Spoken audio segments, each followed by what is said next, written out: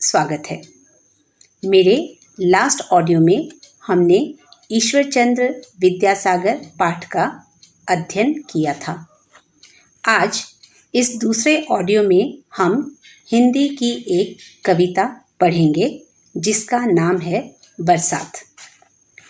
इस कविता में कवि ने बरसात आने से पहले क्या होता है और बरसात होने पर प्रकृति यानी कि नेचर में क्या क्या बदलाव आता है, इस कविता के ज़रिए हमें बताना चाहा है। तो चलो हम कविता की शुरुआत करते हैं। तो कविता इस प्रकार है।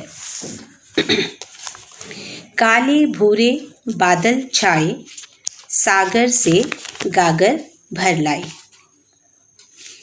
कवि कहना चाहता है कि बारिश होने से पहले आकाश में चारों ओर काले भूरे रंग के बादल छा जाते हैं।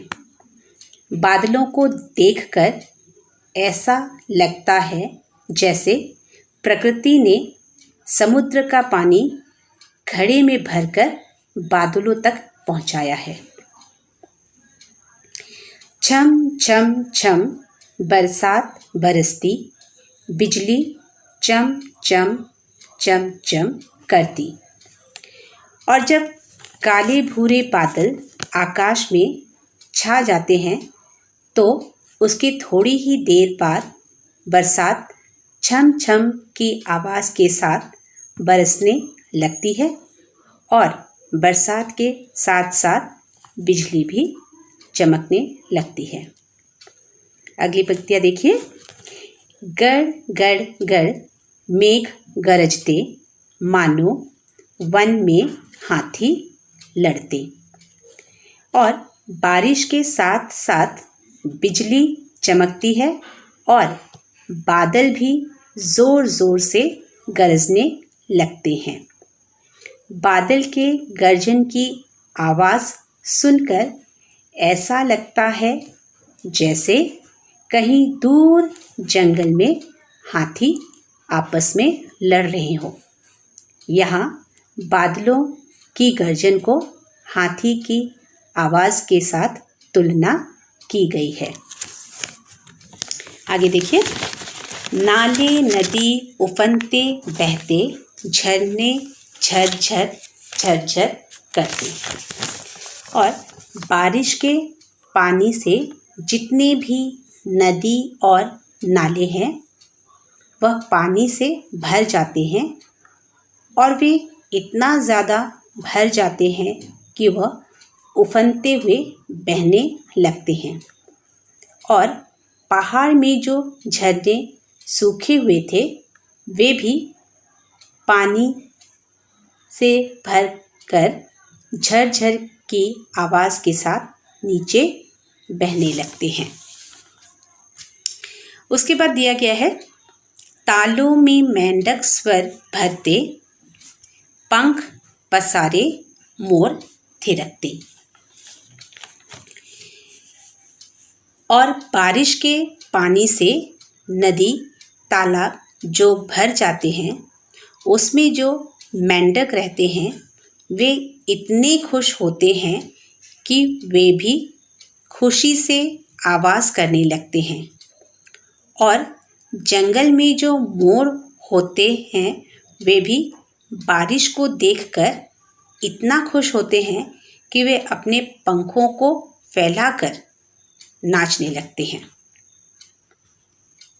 आगे पंक्तियों को देखो। कुहू कुहू है कोयल गाती, आमों की बाहर है आती। इन पंक्तियों में कवि कहना चाहता है कि जो कोयल है उसकी आवाज़ इतनी मीठी होती है कि वह भी प्रकृति की सुंदरता को देखकर कुहू कुहू की आवाज़ में गाने लगती है, जिससे सारी प्रकृति गूंज उठती है। बारिश के कारण पेड़ पौधों को भी पानी मिलता है, जिससे आमों के पेड़ों में भी आमों की कलियां निकलने लगती है। इंद्रधनुष की छटा निराली, जुगनू मना रहे दिवाली। और इन पंक्तियों में कवि कहना चाहता है कि बारिश के बाद आकाश में 7 रंग वाला इंद्रधनुष दिखाई पड़ता है, जिससे बच्चे बूढ़े सभी लोग देखकर खुश हो जाते हैं। और रात को जुगनू निकलते हैं। जुगनू मतलब जुगनू एक छोटा सा कीड़ा होता है जिससे रोशनी निकलती है। तो रात को जुगनू निकलते हैं तो ऐसा लगता है कि लोग दिवाली मना रहे हैं। आगे की पंक्तियों को देखो। सभी ओर हरियाली छाई, हरियाली पत्ती पत्ती डाली डाली। बारिश के पानी से प्रकृति को भरपूर पानी मिल जाता है, जिससे पेड़ पौधों में नए पत्ते निकलने लगते हैं और उन नए पत्तों के कारण चारों ओर हरियाली ही हरियाली नजर आती है। जूही चांदनी और चमेली, फूल रही चंपा अलबेली। इन पंक्तियों में कवि कहना चाहता है कि चारों ओर जितने भी फूलों के पौधे हैं, जैसे जूही, चंपा, चमेली, उनमें भी फूल खिलने लगते हैं। और आखिर की पंक्तियों को देखो। वर्षा है ऋतुओं की रानी, खेतों में भर देती पानी। आखिरी की पंक्तियों में कवि कहना चाहता है कि वर्षा को ऋतुओं की रानी कहा है, क्योंकि वर्षा के कारण ही प्रकृति फिर से हरी भरी हो जाती है।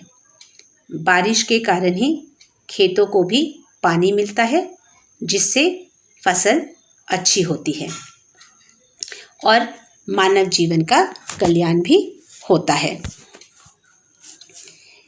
तो बच्चों, आपको कविता कैसी लगी?